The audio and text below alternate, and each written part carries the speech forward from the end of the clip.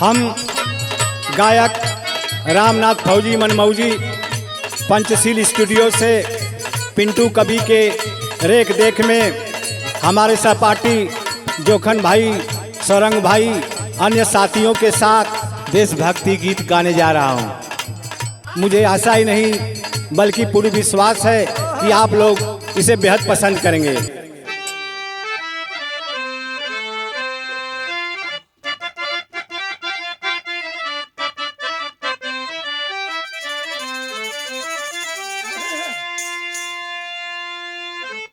अच्छा, बात उस समय की है जिस समय हमारा देश गुलामी की जंजीर में जकड़ी हुई भारत माता को सरा रही थी।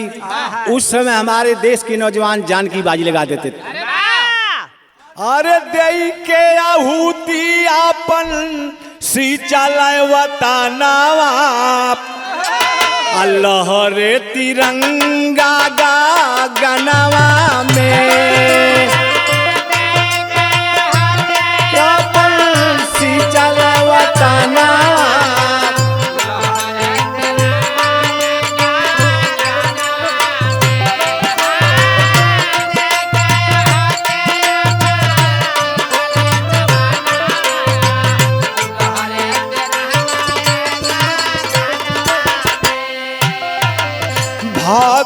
आजाद झूले फांसी का झूलाना भक्त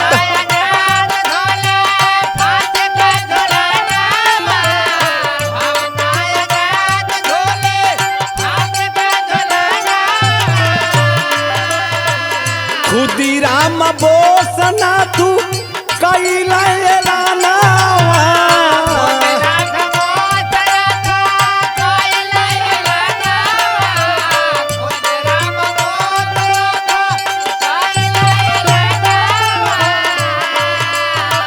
मंगल पांडे बाधे सर के सारी आए मीतावा, मंगल पांडे बाधे सर के सारी आए मीतावा, लहरे तिरंगा गा गनवा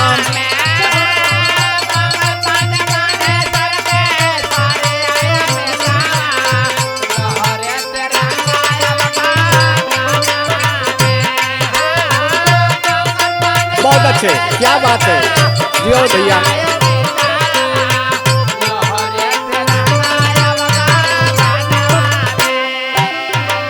रहली महारानी झांसी वाली रनिया,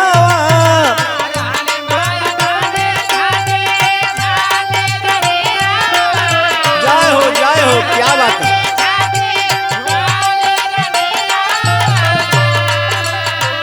घसिया के रोटी खाए राणा बीर जवाना,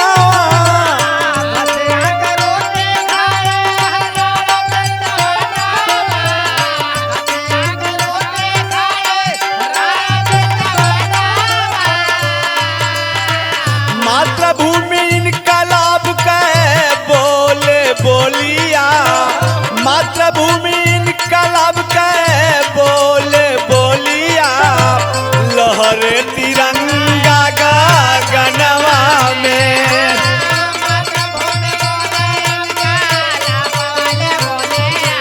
बहुत अच्छे।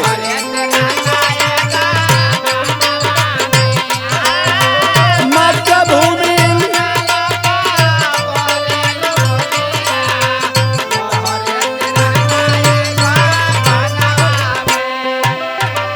सत्य अहिंसा गांधी कैला पूजानावा,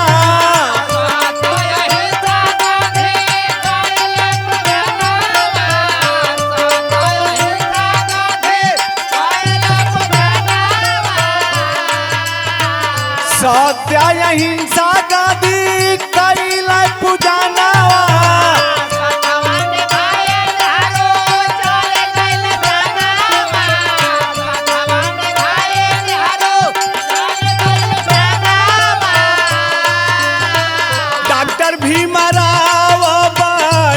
संविधानावा, डॉक्टर भीमराव बनौल संविधानावा, लहरे तिरंगा गा गनवा में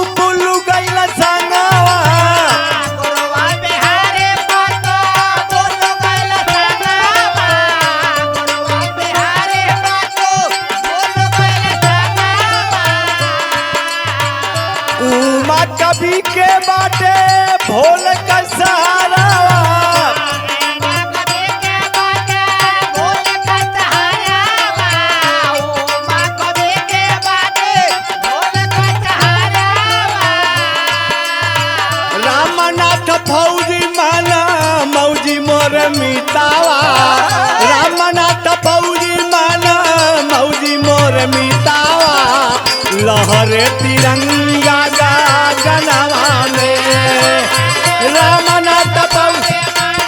अरे जिया लाल जिया करे जा बहुत अच्छा।